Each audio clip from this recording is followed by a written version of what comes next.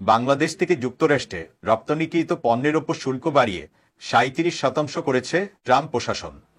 এতদিন দেশটিতে বাংলাদেশি পণ্যের ওপর গড়ে ১৫% শুল্ক কার্যকর ছিল।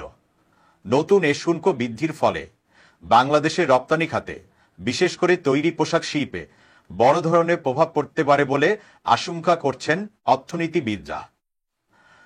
স্থানীয় সময় বুধবার ২রা এপ্রিল বিকাল ৪টায় হোয়াইট হাউসে এক সংবাদ সম্মেলনে নতুন শুল্ক কাঠামোর ঘোষণা দেন মার্কিন প্রেসিডেন্ট ডোনাল্ড ট্রাম্প।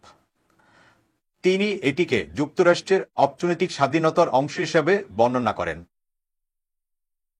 প্রসঙ্গত, বাংলাদেশের অন্যতম প্রধান রপ্তানি বাজার যুক্তরাষ্ট্র, যেখানে বছরে প্রায় $৮.৪ বিলিয়ন পণ্য রপ্তানি হয়, যার বড় অংশই তৈরি পোশাক। নতুন শুল্ক বৃদ্ধির ফলে বাংলাদেশি পোশাক রপ্তানি ব্যাহত হতে পারে, যা অর্থনীতির জন্য বড় চ্যালেঞ্জ হয়ে দাঁড়াবে। যুক্তরাষ্ট্র শুধু বাংলাদেশের উপরেই নয়, বিভিন্ন দেশের পণ্যের উপরও শুল্ক বৃদ্ধি করেছে।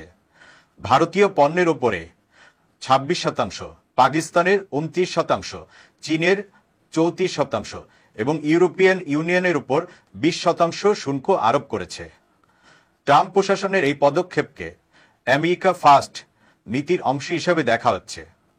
প্রেসিডেন্ট ট্রাম্প বলেন, আমরা আমাদের শিল্পকে রক্ষা করছি, এটা যুক্তরাষ্ট্রের অর্থনৈতিক পুনর্জন্মের দিন।